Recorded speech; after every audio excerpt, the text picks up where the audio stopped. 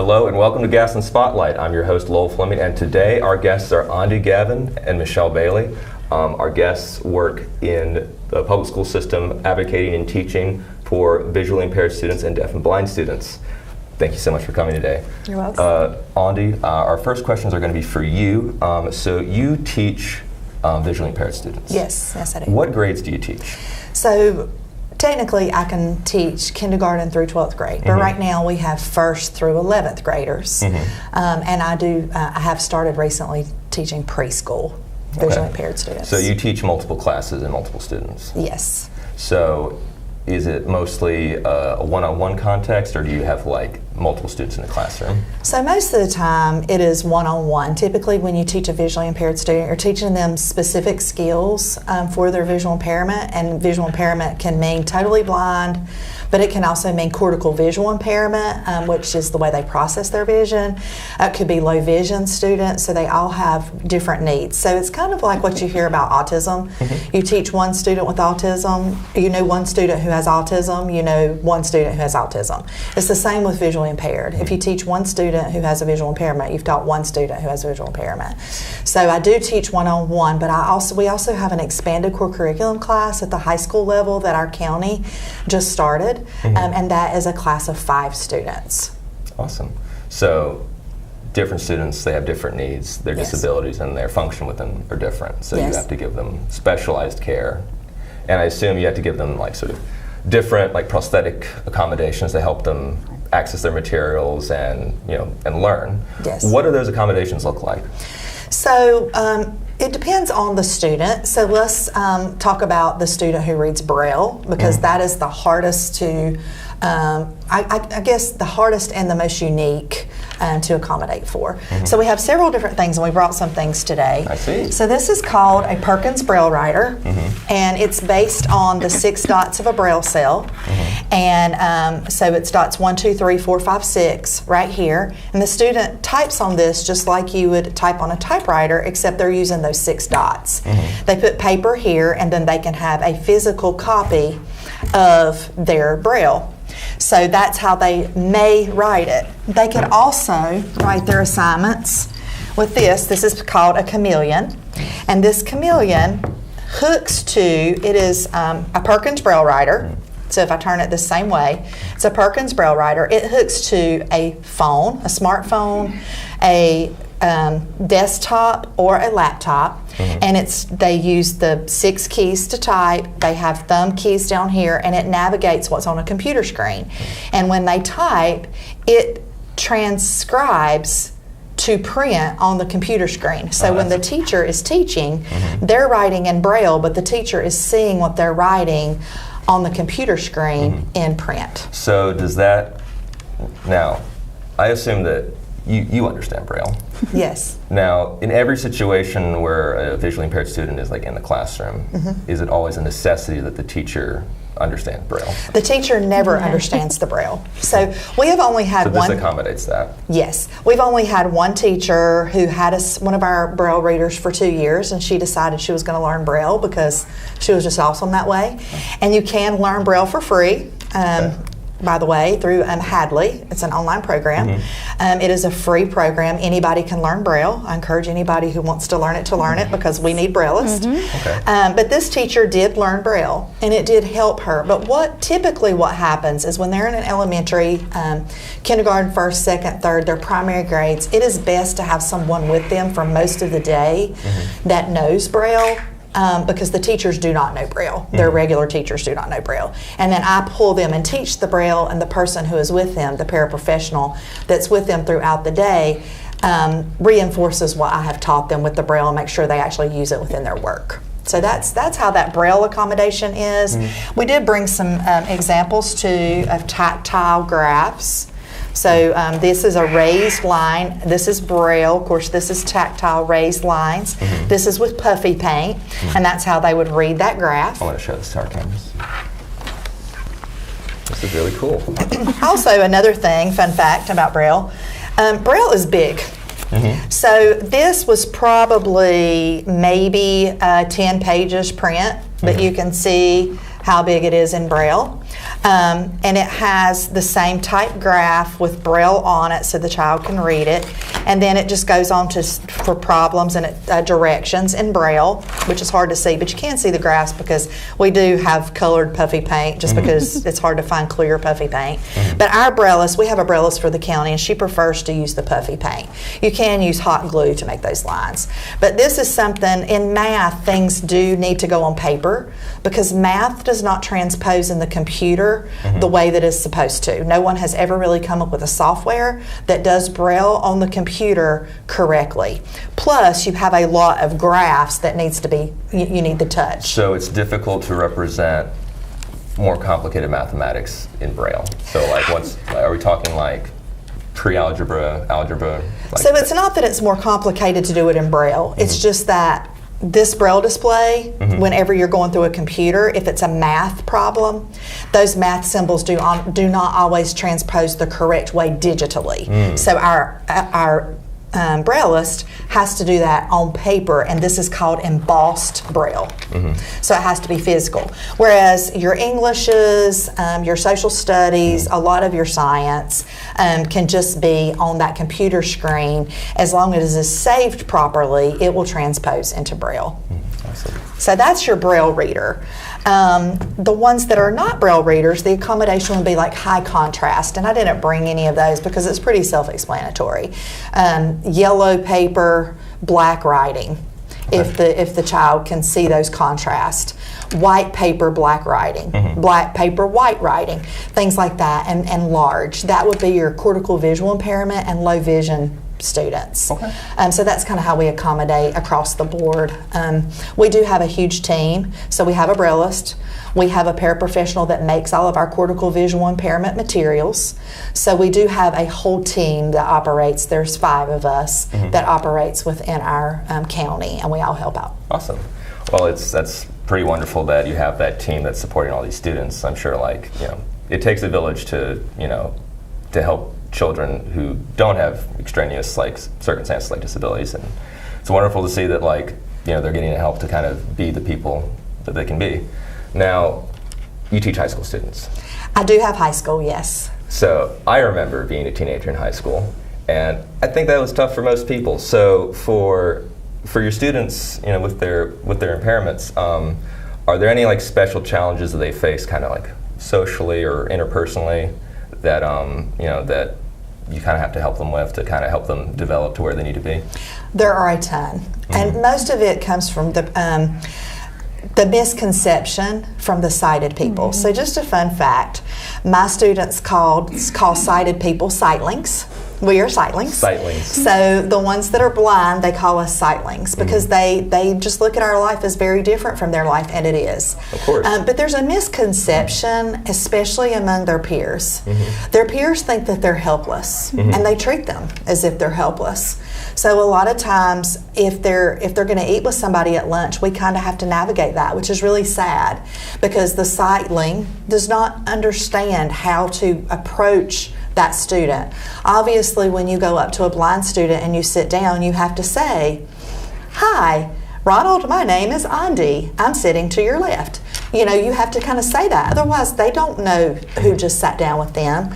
And a lot of times, their peers don't understand that. If they've not had any awareness or taught any blind awareness or visual impairment awareness, they may not know to do that because they're kids. So they will just kind of leave them out.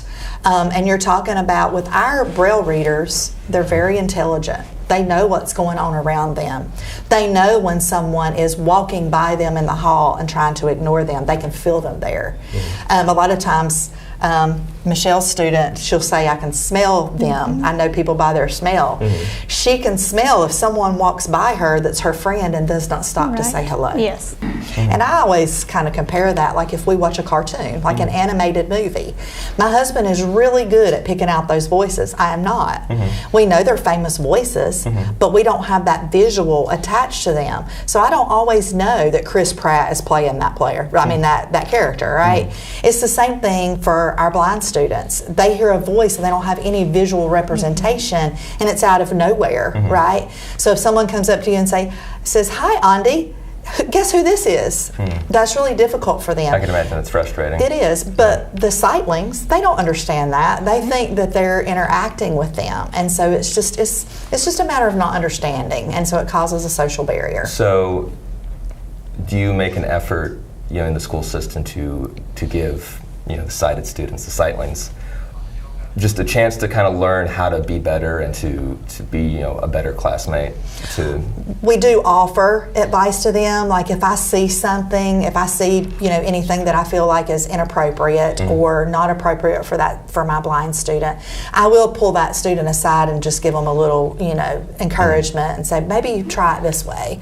Make sure that you're introducing yourself and you let her know you're in the room or things like that. I will do that. We are going to have an interview with one of our students, one of the counselors at one of our schools, our high school counselors is going to have an interview and put it on the website with one of our students to kind of talk about that so that there's more student awareness, so that they know, because they're going to be with this student for 4 years. And so that way it will kind of educate those students in an interview type situation to kind of do some awareness. Awesome. So we do try to do things like that. Aundi, thank you so much for what you do and answering all those questions. I think I could spend the whole afternoon talking to you about it. So Michelle, you are an intervener with a deaf and blind student. Right. What is an intervener? So an intervener is a person that works with a student with deaf blindness that has had specific training to be an intervener. You just can't show up and say, I'm an intervener. Like there's a sequence of college classes. I went through ECU and had a sequence of a 2-year class. The first part of the class prepares you to work with the blind student, and then the second part you have to submit a portfolio and like real life evidence of working with the student as a national certification to get your certification working with deaf blind students.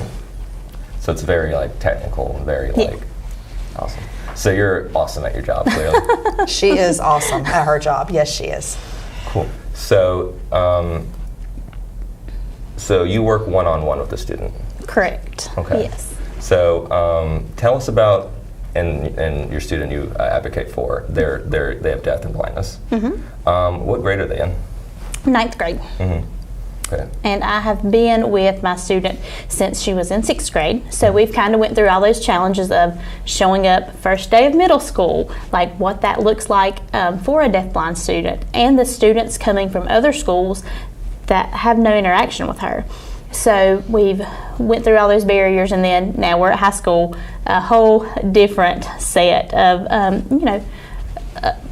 things to get used to, because it's high school. Lots of kids, lots of bigger kids, lots of bigger words that they use in their vocabulary, some not so nice. So lots of things going on in the high school world. So your student, they're in the classroom with sighted and hearing students. Yes. So you're on call, on campus, in case she needs you, or what does your sort of day look like? So my day, typically, I'm with her in the classroom. So I'm her eyes through the day. I'm there to troubleshoot technology. If we're walking in the hall and the wall is coming really close to her, I'm sweep. There's a wall there. She uses the white cane to navigate the building. And in a crowded hallway, it's very hard to hear, and she can't see if students are coming towards her. And sighted students, they don't use their eyes. They will be looking down at their phone or talking to their friend. They're not aware of where they're going at all. So I'm just there to be her eyes and protect her during that situation. She does sit at the back of the room though now. She used to sit right with her, and especially at the beginning of middle school, because 6th grade was very tough. It was a huge transition. But now Michelle sits in the back of the room. That way it gives her student space. It gives her socially, doesn't feel like somebody's right with her, an adult. She doesn't like that. She's very independent. So now it's from afar and only up close if necessary. That sounds like that was a process to come to that point. It's very hard. She has become like my own child. So being that close and working that close with her, it's really hard to step back and be from afar. But we did develop a system that if we're in the classroom and she needs me, because sometimes there's technology issues, or she needs to know where a Braille copy of her work for the day may be. She may need something from our Braille room. She may need the Braille writer. So if she needs the teacher, she'll just raise her hand. But if she needs me, she'll hold up a sign language M, and that tells me and the teacher that she needs me other than the teacher. Awesome. So you're familiar with Michelle's students. So have you? Yes. Awesome. I've been with her since she was in 5th grade. Yes. So like we said earlier, it takes a group of like advocates and caring people to, for kids to get the help that they need. So in terms of learning outcomes and like life after school, what is it that you do to sort of prepare your students for that? So right now in our expanded core curriculum class, for the visually impaired, there is what's called the expanded core curriculum, and it's 9 areas that sighted people learn by incidental learning. So incidental learning is if you watch your mother make a grilled cheese, you put your butter on the bread, you put the cheese in the middle, and you put it in a pan, right? For a visually impaired student, they don't see that process, so everything has to be explicitly taught to them verbally and hands-on how to do things, because they do not have incidental learning. So the expanded core curriculum class is something that our county is the first county in in North Carolina. Lincoln County is the first county that has that as a high school credit, and that helps them to prepare for their life after school. So they earn credit, an elective credit for that class. It is in the curriculum guide, and we teach them all kinds of things. So last week we learned how to make homemade cleaners. So that they know how to clean their house. As you can imagine, I think I need that class. Not really good for a blind student to have things made out of Clorox, and they have to sniff that to see if it's Clorox, because they can't really see that it's Clorox because you don't have Braille on the Clorox jug. So we make homemade cleaners so that it is non-toxic for them. They learn how to make their homemade cleaners, and they learn how to wipe a table effectively because they don't have incidental learning. So we watch our parents wipe a table. We know how to wipe a table, right? They have to be taught how to wipe a table with a grid method. That way they can clean their house. We have to teach them how to cook. One of the latest things that we've done to get them ready for college is to make sure that their high school classes are set up for what they want to do. So for example, one of our students is really great with computers. He is a computer genius, and he wants to develop apps for the visually impaired, because most people who develop apps for the visually impaired are not visually impaired. So he wants to do that as a blind person. He wants to develop apps. So we have sat down in that expanded core curriculum class. We have looked at his interest. We have actually looked at Gaston College for one of the classes that they have, so that he can start taking those classes, and kind of thought about a plan. What do you want to do with your life? Is that feasible? Is that something that you can do with a visual impairment? Obviously, a student who is visual impaired can do a lot of things, but you want to pick something that they can kind of just go into without making a company change all of their rules. Nobody's going to do that. They're just not going to hire them, right? So you need to think of things that they are able to do with their own modifications and accommodations that they know how to accommodate. I'd imagine that there's situations where, there's jobs and companies that might more specifically cater to, potential employees who have disabilities. You would think. A lot of times companies are afraid of the blind. They're afraid of the visually impaired, even more so than if you're talking about employing someone who's mentally challenged. It seems like they're more afraid of that because they don't understand it. And so you would think, yes, that is the case. However, it's not. So what we have to do is we have to find where their interest lies, and we have to help them think strategically. For example, that student that I spoke of wants to develop apps.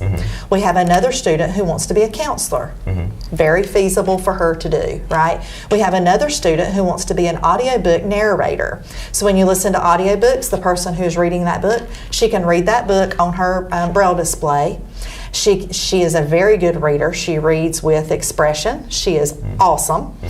And she wants to do that. So that's what so that's very doable for her. So we try to encourage them to do things that they're going to succeed in the world, and that's not going to cause them a lot of hardship trying to get people to believe in them.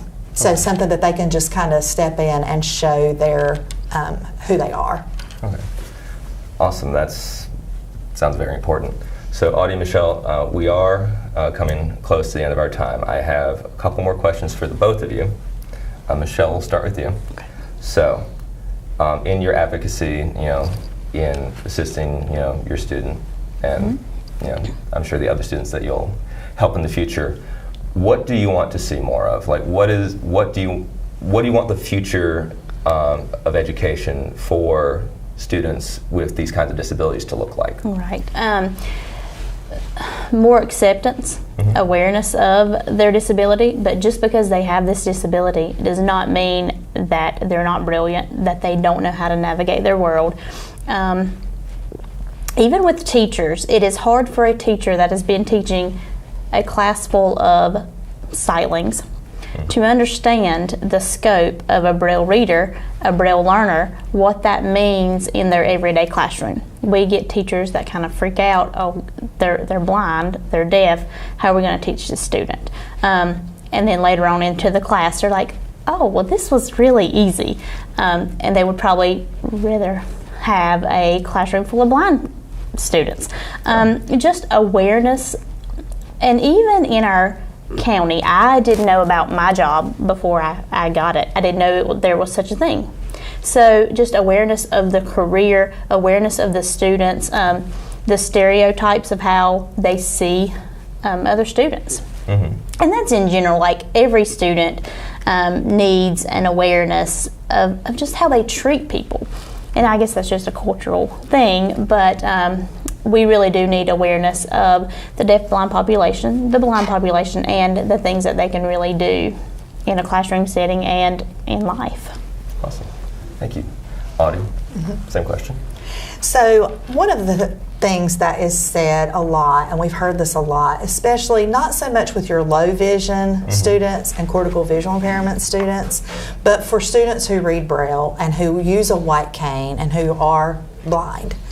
A lot of times you hear, well, why don't they go to a special school? Like, I don't understand why they're not going to a special school. How can we teach them here?